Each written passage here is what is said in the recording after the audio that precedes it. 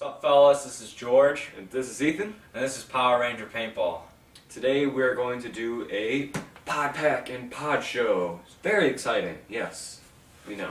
So we're going to be talking about different pods. We got some Valken pods, some Gen X Global, some ANS, which are Gen X Global pods with an ANS name on them, and some Virus pods, which are old school. Yeah. First, let's get into our pod packs. We have a NXE pod pack, really old school. I don't even think they make these anymore. It's a 3x4 pod pack, which means it holds 3 main pods, but there's these little things that you can hold 4 more pods if you would like. Really easy to Velcro, pops right out, you know, just a simple pod pack. It's really actually interesting because a lot of them have clips and I hate those, but if you just go like this, put it up behind your back, 1, 2, and you're done. It's just Velcro. See? Like that. And it looks like that. Easily get to it. Stuff like that. Really, really nice if you can pick them up used. I don't even think they make them anymore, so you gotta pick it up used.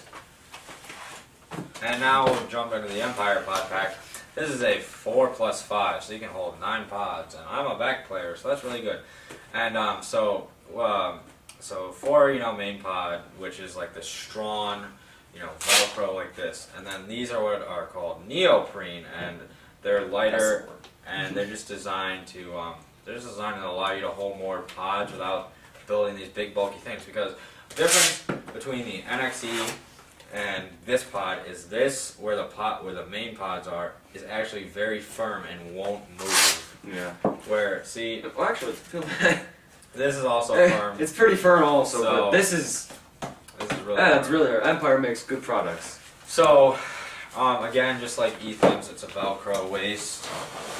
So, literally, just before I show it to you, I want to right here. This is something really smart that Empire did. There's little bumps here because so it's designed to elevate off your back like that. So it's farther back and you can reach for pods easier. So that's again something that paintball company did that was really small, but really smart and something that I like. So again, so again, like Ethan's, just like that. Just goes in. You have an extra support here, and then boom, just like that. Super simple. Stays on real tight. And now let's dive into the pods a little bit. Now, me and Ethan bought ANS gear pods, but they're really Gen X Global pods. They have the Gen X Global logo. They even say Gen X Global, but they are called ANS gear pods. They are specific. The color is specific to our jersey, so yellow, yellow, red, red. I actually have 5 of these. I only brought one today. And then our local field, Paintball Explosion, they sell pods, and they're made by Valken. They're a nice pod. The one thing I don't like about them is when you flip, this takes a long time to come down, and it doesn't come down really forceful. Whereas this, boom, right away. Even bounces back because it's so strong, so that's just a preference. Then this is an old school Virus paintball pod, Virus spread the disease. Smaller. I like the thumb hole here. It's an advantage. You probably won't find these pods, so nothing to worry about. And then this is probably my most prized pod, because funny story. So back in October at Paintball Explosion, which are our local fields in Chicago, check it out if you ever get a chance. Mike Phillips was one of the generals. Mike from Tech PB. Yes, the awesome Mike from Tech PB, and also Wolf was the other leader. And it was kind of funny because Mike was talking about how he beat him at Living Legends, Canadian Carnage, and he ended up beating him at Clowns vs. Zombies. But I just gotten out and respawned, and Mike was, 30 feet from us? Yeah, and we're big fans, We didn't really, obviously we were just playing, and it was a spawn point, so it wasn't like we were under heavy fire. And then he just drops a pod, and I hear the kid who is next to him say, "Oh, you dropped this pod, do you want it back?" And he's like, "Oh, no, you can drop it or leave it or keep it if you want." And the kid didn't know who Mike Phillips was, didn't understand Mike Phillips, and he left the pod there. So I run, pick up the pod, and this is Mike's official pod. He uses purple because nobody else uses purple, so they won't steal us pods. That's why we use our colors. So Mike, if you're looking for this pod, you can contact me, but I don't think you are since you drop them all the time.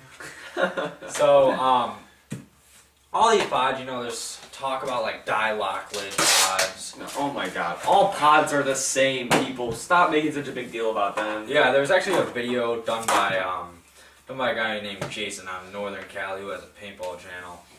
And he actually shot the pods with paintballs and found out that every one except for like the GI Milsim pods, the lid broke off. So if you want to spend like $3 on a GI Milsim pod, you know, $3 per pod, and so the lid doesn't break, then go ahead.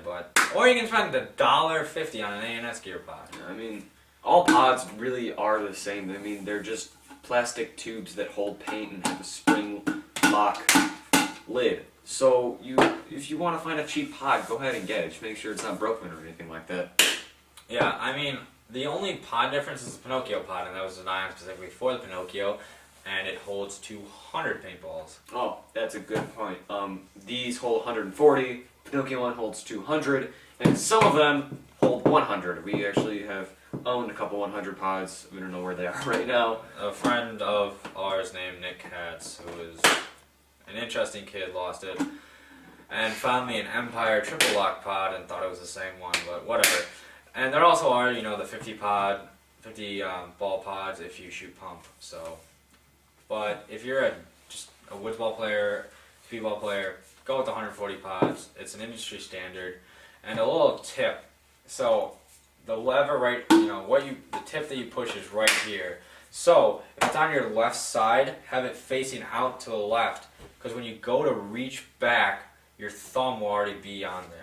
And then obviously put these in reverse so that, you know, where it actually clamps onto, and make sure that this doesn't fall off when you lift it, is like kind of towards your, I guess, butt.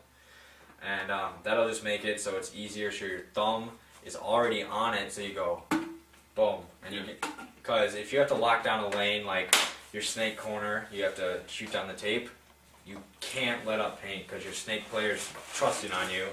And that's just a tip, and you know, it just makes you be able to keep up. So that's really all there is to pod packs. There's many different pod packs. I'd like to talk about one more pod pack that I think George got. It was his very first pod pack that he cheaped out on, which was not a good idea. You guys should not cheap out on pod packs, because one of those was a clip-on, like camo-colored pod pack, holds 3 pods.